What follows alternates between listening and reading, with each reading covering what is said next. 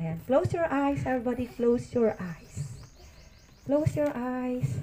Tignan ninyo, isipin ninyo kung ano yung mga bagay na nakikita nyo if you close your eyes. Okay, everybody, open your eyes. Ngayon mga anak, may nakita ba kayo nung nag-close kayo ng inyong mga mata? May nakita ba kayo?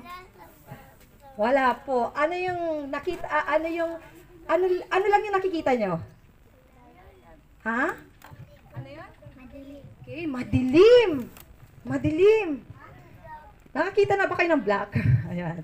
Nakita niyo tong black na to. Oh, may nakikita ba kayo sa black na yan? Black lang talaga siya. Black lang talaga, no? Madilim. Alam niyo ba, bago nilalang ng Panginoon ang earth at ang heaven, ay nakita ng Panginoon walang hugis, walang itsura ang ating mundo. Kaya sabi ng Panginoon, kaya nga sabi niya, ito yung magiging memory verse natin mga anak, no? So, Genesis 1 verse 1, sabi niya, in the beginning, God created the heaven and the earth. Now, nakita ng Panginoon na napakadilim at walang kaanyo-anyo ang ating mundo. Kaya sabi niya, alam niyo, napaka-powerful ng ating Panginoon. Kasi dun sa salita pa lang niya, nagkakatotoo na yung kanyang sinasabi.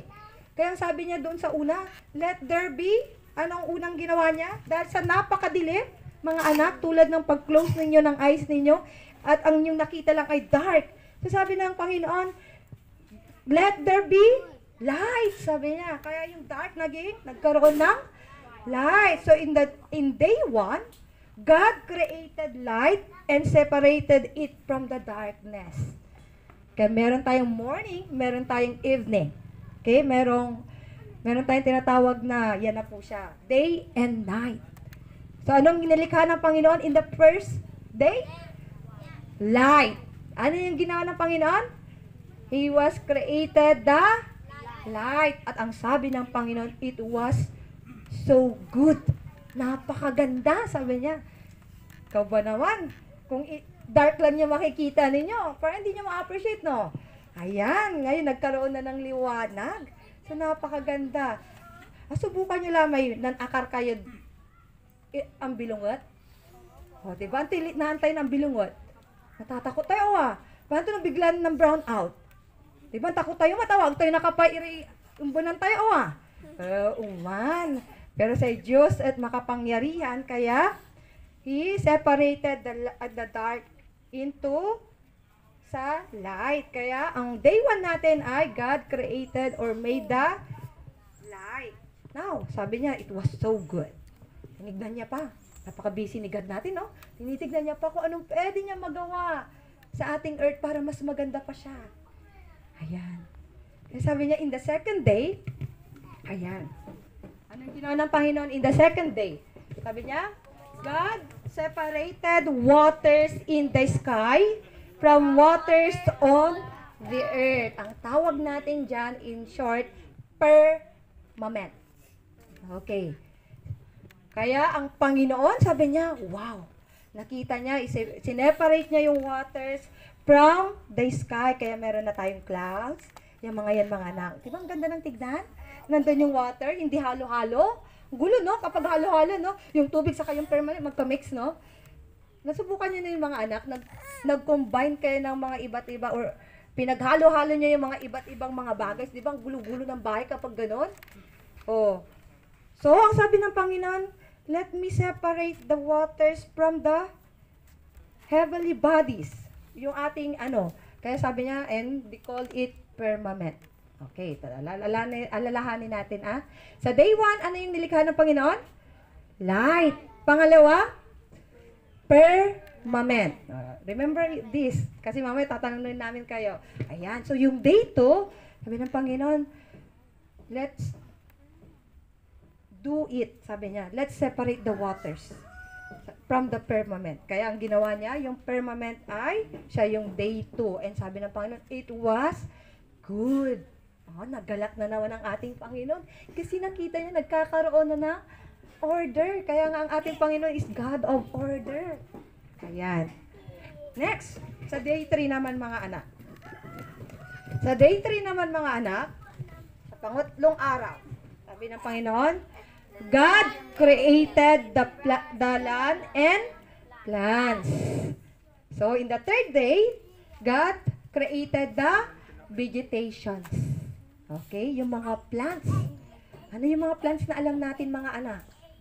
Oh, marami tayong plants dito. Kamantilis, ipil-ipil, ano pa yan? Langka, so marami. Santol, ano pa? Banana. Oh, so marami yung mga plants. Okay? So, in day 3, God created the vegetation, mga anak. At ano kayang sabi ng Panginoon?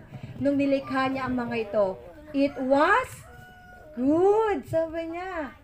Oh, akalain nyo, sa salita lang ng ating Panginoon, nagsisilitawan yung mga iba't ibang klaseng, ano no? Ngayon nagkaroon tayo ng mga puno. Ayan, mga halaman. Now, in day 4, sa day 4 naman, ano to mga anak? In day 4, God created the sun, moon, and stars. Ayan. Kailan natin nakikita ang stars? Paggabi. How about the sun? Araw. Actually, nakikita natin ang stars sa morning, pero mas nakikita yung liwanag ng sun. Kaya visible siya paggabi lang siya. Then, in day 4, God created the sun, moon, and star. Let's review again. Day 1, light. Day 2, firmament. Day 3, vegetations. Day 4, sun, moon, and stars. Ayan. Yung moon, kailan natin nakikita? Paggabi. Napaka-powerful ni God, no? Pero pag tayo kaya magsasabi na, sige yan, fried chicken. Nandito na ba sa kamay ko? Wala, no? Pero si God, grabe, ang powerful po niya. Sinabi lang niya, nagkaroon na kaagad. Amazing. Okay? At sabi ng Panginoon, it was good. Okay. Sa day 5 naman tayo mga anak. Yan, makukumpleto na natin. Ayan. Sa day 5 naman mga anak, ano ang mga nakikita natin?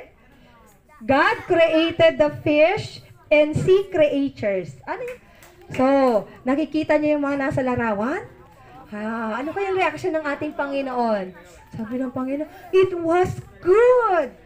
Oh, napakaganda. Ayan. Sa mga anak, no, tandaan niyo to day 5. Ano ang ginawa ng ating Panginoon? Birds, fish, and sea creatures. Sa day 6 ay, ano nakikita natin? God created animals and people. Nandito na sila. Ano mga nakikita natin mga animals dito? Tiger, lion, ano pa yon? Deer? Oh, marami pa. Ayan mga anak. At dito na rin niya ginawa, out of the alikabok, siya ay hinulman niya si Adam. Oh, di ba? Talagang gumalaw ang Panginoon. Ginamit niya yung kamay niya para makakreate siya ng wonderful man. At yan ay si Adam. Sa day 7 naman, ano ang ginawa ng ating Panginoon? Sige nga. Okay. Ang ginawa ng Panginoon ay God rested. And that is Sabbath day. Ang Panginoon ay nagpahinga. Hindi lang siya nagpahinga, but He blessed and sanctified that 7th day.